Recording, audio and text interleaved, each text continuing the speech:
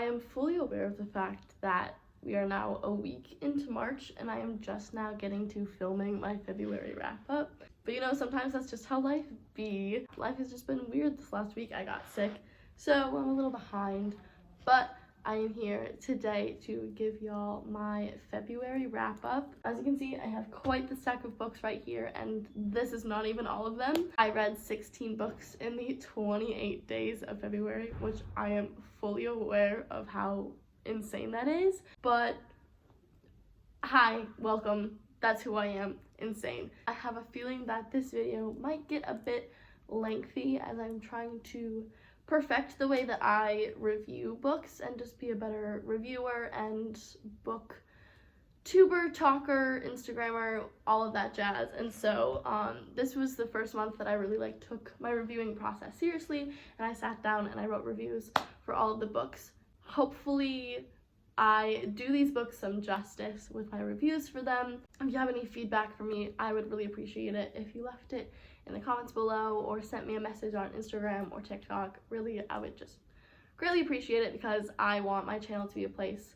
that is a good conversation starter when it comes to books. And so I really just want to perfect my reviewing style. And yeah, so this video might get a bit lengthy because I tried to be as in-depth with my reviews as possible. But yeah, we're just gonna get started with the books that I read this month. If you see me looking not directly at a camera, you are currently propped up against my computer, which is where I have all of my notes about the books that I read this month. So please forgive me for that. But let's just get started on the books that I read in February. So I started off February by reading Things We Couldn't Say. I read this as an ebook from my library on Libby. This is a story of a young black boy whose absent mother comes back into his life after years of not being in his life, and it kind of is the story of the way that he grapples with what familial relationships mean to him, specifically his relationship with his mother and his stepmother, and also just what that means for him and his identity, and whether or not he wants his mother to be back in his life or not. There's also a small little bit of romance between him and another boy. So we have not only some really good black representation or people of color, but we also have really good LGBTQ plus representation up in here, which is really great to see LGBTQ youth of color represented in young adult novels. So that was really cool to see. I ended up giving this book a 3 stars. This book didn't necessarily stand out to me in the ways that different books that I have read this month or in general have. It kind of was just one of those books that it was good and it did some things really well, but it didn't really stick with me, and it's not one that I think of very often. And so I also think that a lot of the plot lines were kind of underdeveloped. I think that the author could have gone a little bit deeper on the main character's internal dialogue when it comes to his mother returning back into his life, as well as developing the romance a bit further. I just think that these are things that kind of just lacked a little bit, but overall I thought it was a pretty good book, and so I gave it a 3 out of 5 stars. The second book that I read this month was called Please Love Me at My Worst. This is a poetry collection. I try to read at least one poetry collection every single month, and this was my choice for this month. This is poetry that was written at the beginning of the pandemic during the quarantine times when the world was at a standstill. It talks about themes of loneliness and stuff regarding the pandemic, but also just mental health and stuff in our society today. It didn't really stick with me in the ways that a lot of poetry does. It's definitely more modern poetry, if that makes sense, and that's not really the poetry style that sticks with me the most.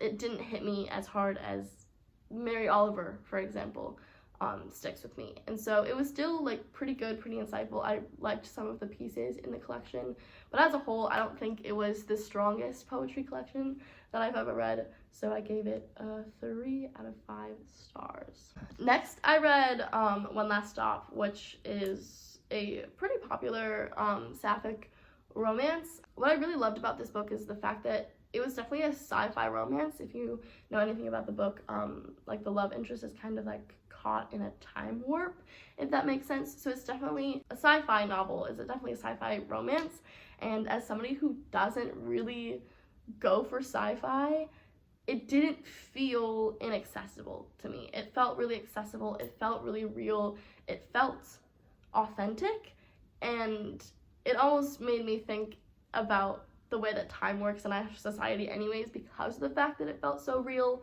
It just didn't feel like sci-fi, and so it felt really, really, really accessible to me as somebody who's not really fond of sci-fi. And so I think that like the main focus was on the romance, which I really liked, as opposed to like the sci-fi plots of it. I also really, really loved just all of the relationships in this book, not only romantic but also platonic. I think the relationships between the roommates are really cool to watch, and so I overall really enjoyed this book. It wasn't a favorite. It definitely like didn't stick to me the way that other books do, and the way that I give books like 5 stars versus 4 stars is like if it really like sticks out to me and stays with me for a long period of time after finishing the book. And One Last Stop didn't really do that for me. I finished the book, I closed it, and I didn't really think about it again until I wrote this review. So I only gave it a 3-star. I'm not saying that it was bad by any means. I definitely enjoyed it. 3 stars for me is like I had a good time, but it wasn't exceptional. It wasn't life-changing. So I had a fairly good time reading it, and yeah. The next book that I read was The Year of Magical Thinking by Joan Didion. This was the first piece by Joan Didion that I've ever read after hearing about her on like BookTube and stuff forever, and I can definitely see what all the hype is about. I think that her writing style is so poignant and real, and it really just kind of like hits you at your core. This is a really insightful read about death and grief and the way that we process these things in life. I think that the way in which Joan Didion uses language was really, really poignant and insightful, and overall I just really, really liked it, and so I gave it a 4 out of 5 stars. The reason why I didn't give it a 5-star is that it was one of those, again, like it really hit me to my core and it really impacted me, but not as much as a 5-star. Like it hasn't stuck with me in the same degree that like other books have, if that makes sense. The first book that I have with me on hand was Daisy Jones and the Six by Taylor Jenkins Reid. I gave this one a 5-star. I loved this book so much. It is my new favorite book. Can I say that? My favorite book forever for the last like 2 years has been A Little Life by Hanya Yanagihara, but I'm gonna get to that later. But this is my new favorite book currently of all time. It didn't impact me emotionally as much as A Little Life, but it was such a great escape. It's based by Fleetwood Mac. It's like roughly inspired by Fleetwood Mac. It gives like the 60s rock band vibes. I kind of got like a little bit of vibes from like Selena and the Dynamos. If you've seen the documentary about Selena, that's like what I was envisioning when I was reading this. It reads like an interview, and it was just so cool. The writing style and the way that it was written like made me feel as if I was like actually talking to these characters, which made me so much more attached to them, because I got to see so much more of their actual thoughts and feelings, because I felt like I was actually having a conversation with each of these characters. So I loved the vibes. The vibes were immaculate. The 60s rock band era was so good. The characters were so good and so well fleshed out. I loved the relationships between each of the characters. The writing, Taylor Jenkins Reid really knows how to write, and just like throws in the most like poignant lines in places that you don't expect them, and it really just like makes you think about life while also like getting engrossed into this other world. It was honestly just so good. I think about this book almost daily. I have a playlist that I made specifically for this book. I'll put it in the description. Literally just read it if you haven't already. I cannot say enough good things about this book and just how much I loved it. Next, I read A Little Life, and I have multiple copies of it, but for some reason I forgot to bring it down with me, so I'll just pop an image on the screen. But if I'm being completely honest, I should not have reread this book. I try to reread it every year since the first time I read it 2 years ago, and when I reread it last year, it impacted me so much more than it did even the first time, which I didn't think was possible. So I was expecting myself to read it again and to gain so much more from it yet again, and I didn't. And I don't think that that is anything to do with the book or how many times I've read it. I just think that it was because of the mental state that I was in during the time that I read it. It took me over a month to read it, and I like spaced it in between other books because I simply could not just sit down and read this for long periods of time. If you know anything about A Little Life and you have not checked it out yet, please, for the love of God, check the content warnings before you read. I know a lot of people talk about this book being like something that will make you cry, and it's a lot of things that people are like, oh, I'm gonna see if I'm tough enough to read this. But as somebody who has been able to read it before and was able to handle it before, I was not able to handle it this time. This book is really heavy and handles some really heavy topics, and if I'm being frank, it's trauma porn. And so, as somebody who loves and adores it, it did fuck me up a little bit this go around because of the mental state that I was in while I was reading it.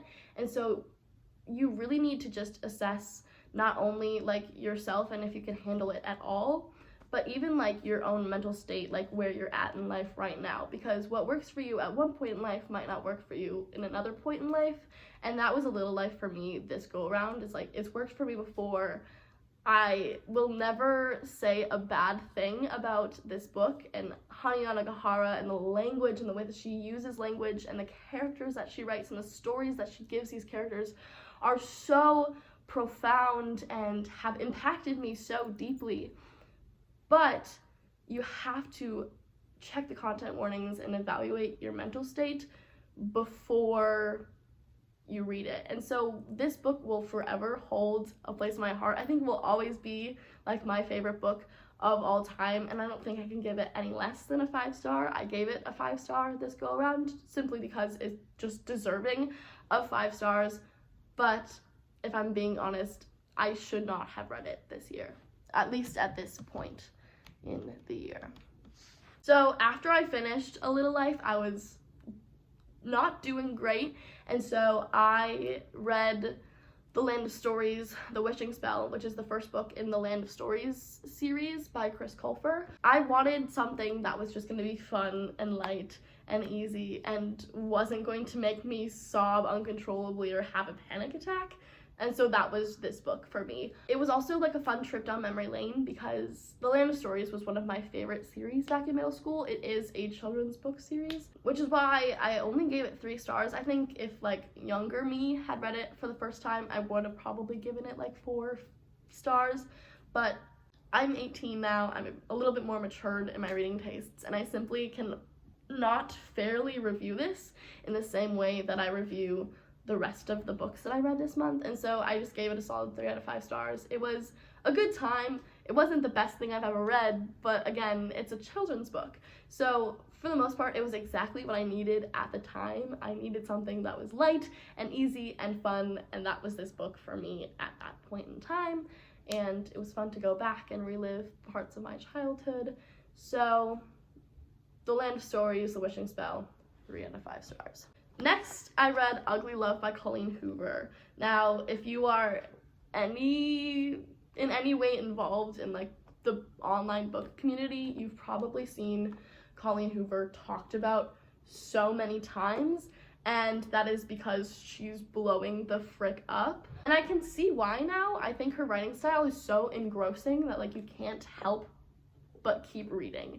I read this book in one day, the same day that I worked a 12-hour shift. So I worked 12 hours. I read at work because I was working at the register for 5 of those 12 hours, so I was able to just read at the register. But I like stayed up to finish the book, and I was like sobbing at 2 a.m. So if that has anything to do with like what this book is, that's that. I only gave it a 4 out of 5 star. It didn't like stick with me. It wasn't super like inspiring or hit me to my core in any way. It was sad at bits, but mostly it was just kind of like spicy and sexy and fun and just like a nice little romance, more like Friends with Benefits that turns into a romance. But it was really good. I really liked it. It was like spicy and sexy and fun in all of the right ways, but it was also like serious when it needed to be. One thing that I do wish is that it like developed the serious parts of this book and of these characters throughout the entire book, instead of just being like sex, like sad backstory, falling in love. Like, I think that if they had like spread out the backstory of these characters throughout more, we might have gotten more attached before the last 30 pages. But who am I to say? I haven't actually written my first book yet, so I don't really know what I'm doing. All I've got to say is that this book was really good. It wasn't the best book that I've ever read by any means, but it was really good and it did what it came to do. So I gave it a 4 stars because it was just really fucking good. Next I read Fresh.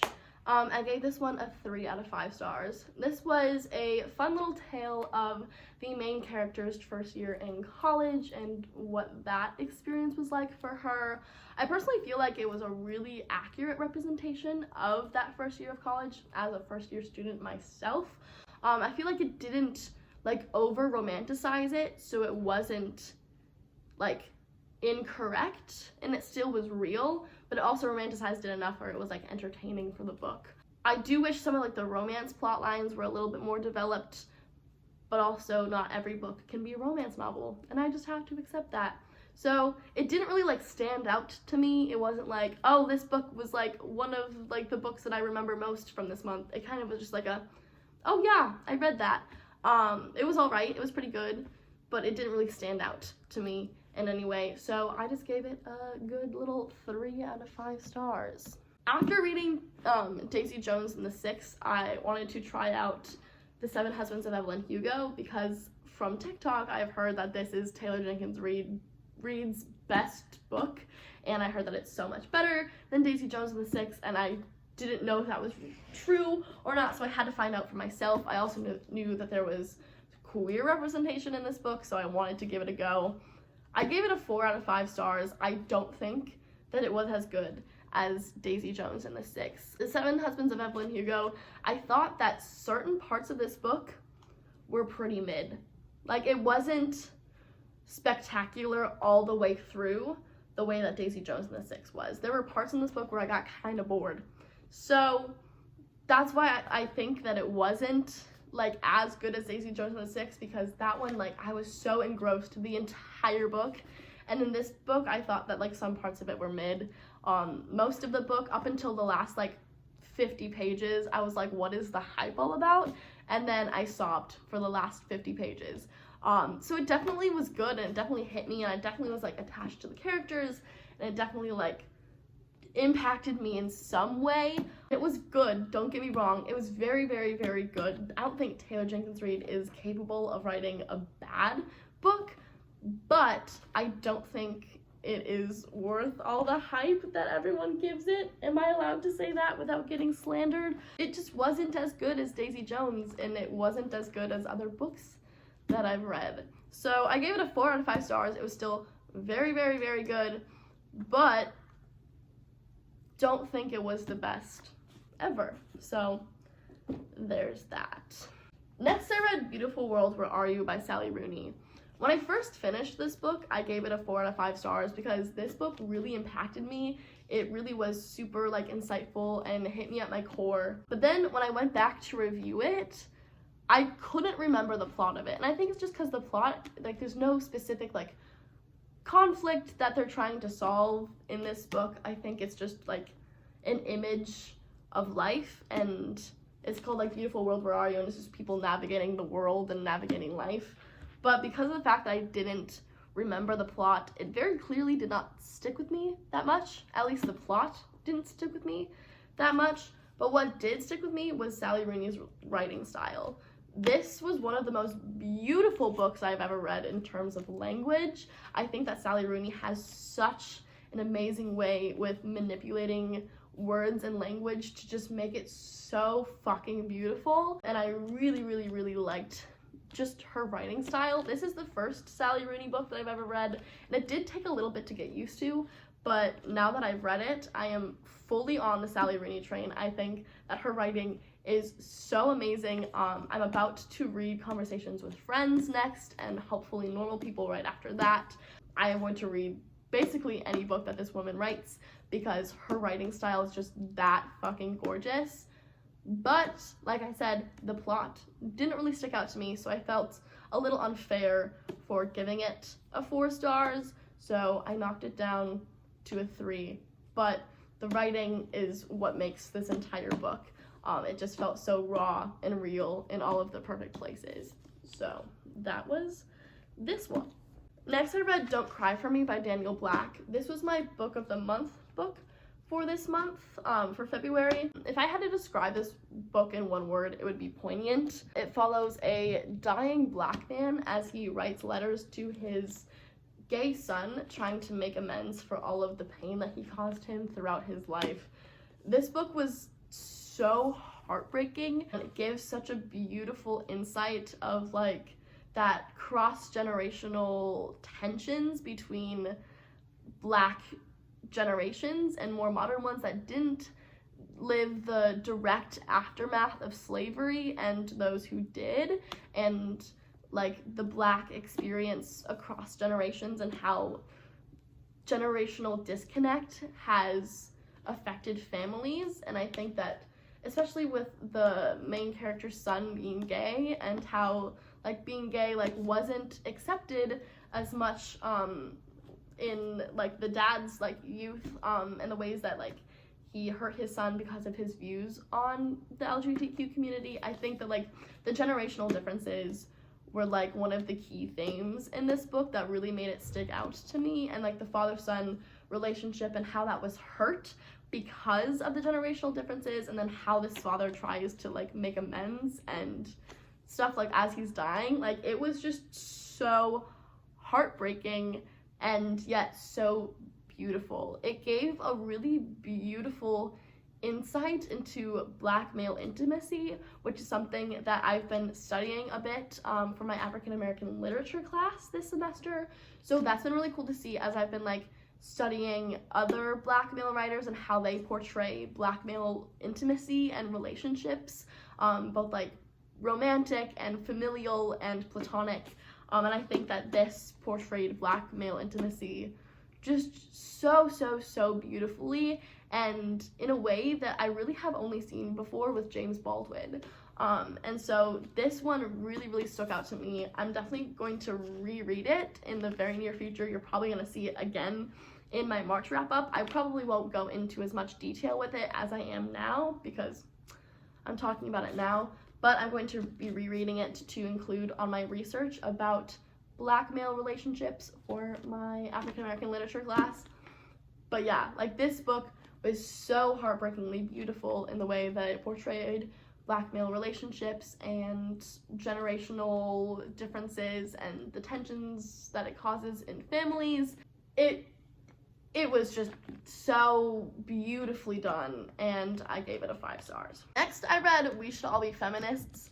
I only gave this one 2 stars, and maybe I'm not giving it the credit it deserves, but as a women's and gender studies minor, most of the information talked about in this short essay wasn't really groundbreaking for me. It's all stuff that I have known for quite some time now, and it just didn't really stick out to me. But then again, I'm somebody who studies women's and gender studies, so that makes sense. It was also a bit outdated, I think, in the language surrounding like the differences between sex and gender, the gender binary and transgender identities. I think it didn't really include those as much as it should for a feminist essay, and I think that it could have been a lot more intersectional in its approach, which is why I didn't rate it very highly, because I think that all feminist activism needs to be intersectional, and I just found that this essay wasn't very intersectional. So I only gave it a 2 out of 5 stars, but if you are interested in learning more about feminism and advocacy and you don't really know where to get started, it might be a good starting place. But also, I have a lot more recommendations for you. I might do a book recommendations video on how to educate yourself for Women's History Month. So if that's something that you want to see, please let me know, and I'll be happy to do that for you. But yeah, this wasn't the best, but I read it, gave it a 2-star. Punching the Air. I must have forgotten to write a review for this because I'm looking at my notes and I can't see it. But this is the story of a young black man who was wrongfully convicted of a murder, and it talks about his time in the criminal justice system and in juvie, and it is told in like through poetry, which I think was really, really, really cool and impacted me so deeply. Like I said, I don't have notes for this one, so I must have just forgotten, so I don't have a lot of really insightful things to say about it, but I gave it a 5-star. It really, I think this should be like required reading material. I think that this, the way that it dives into racism in the justice system was so profound and gave you like a personal experience, like personal perspective of that racism in the justice system.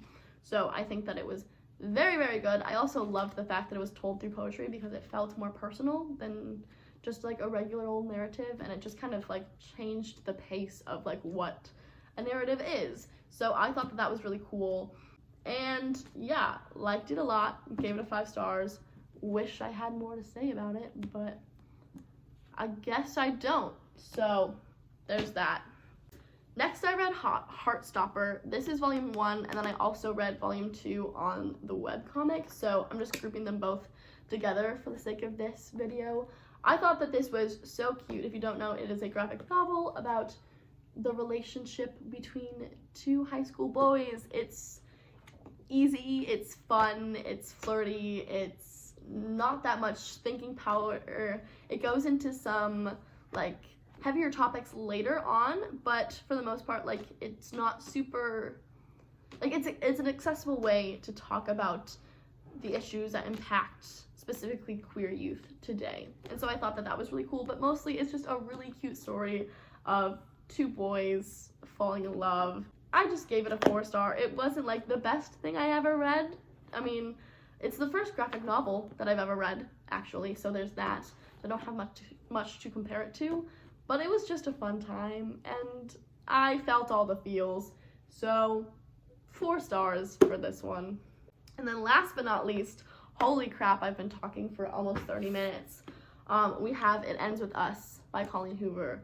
This is the Colleen Hoover book that nobody will shut up about, and I have an issue with how much it is talked about on the internet, because when everybody talks about this book on like Book Talk specifically, nobody talks about the fact that we should be checking trigger warnings, because I had no clue that this book might potentially trigger me, and it's about abusive relationships. And so, because nobody is saying it enough, check the trigger warnings before you read this book. Check the trigger warnings before you read any book, but specifically this one. This is, like I said, this is the Colleen Hoover that everyone knows and love. I think it detailed what it's like to be stuck or to feel stuck in an abusive relationship pretty well. As somebody who has been in an abusive relationship, I definitely saw myself in the character. I loved the way that Lily was detailed, and I definitely grew very attached to Lily and Atlas. But I overall think that like the character development through the book was kind of mid. I think that the only personality trait that Lily had was her love life, and we need to normalize female protagonists having a life outside of their love life. So there's that. Yeah, I just think it wasn't like the best thing ever like I was expecting it to be. I only gave it a 3 out of 5 stars. I was expecting it to be so much more, but it just wasn't. It wasn't bad by any means. It was really engrossing. Like the writing, Colleen Hoover's writing style, it just like hooks you. It's really easy to read and really easy to get through, but I don't think it lived up to the hype that everybody's been giving it. I will be reading It Starts With Us when it comes out in October, mostly because I want to learn more about these characters, because I think that if these characters were developed just a bit more and given like stories outside of just romantic stories, I think that it would have been so much better. But we'll see what the book will bring. So I'm definitely gonna read it. I definitely liked it, just wasn't my fave. So Gave it a 3 out of 5 star. Bam. That's all the books that I read in February. Thanks for sticking around and listening to me blabber on about books. I'm sure it wasn't the most interesting, but maybe it was. Maybe you learned a little something. Who knows? But again, thank you so much for sticking around and watching this video. If you have any video ideas for me in the following weeks, let me know. I would love to just make this place a great little book community. So, with that being said, if you liked this video, please give it a like, maybe leave a little comment. Tell me about what you have read recently. We're already a week into March, so maybe tell me what you've read so far in March. I personally have not finished a single book in March yet. I think I went so hardcore in February that I needed a second to take a breather. But I'm currently reading Act Your Age, Eve Brown by Talia Hibbert. So that's been pretty good so far. But yeah, let me know what you've been reading recently in the comments. Shoot me a message on Instagram or TikTok. They're both the same username as my YouTube channel, Begging for Footnotes with 2 S's. Yeah, subscribe if you want to see more content from me, and overall, just have a lovely day. Thanks so much for watching, folks.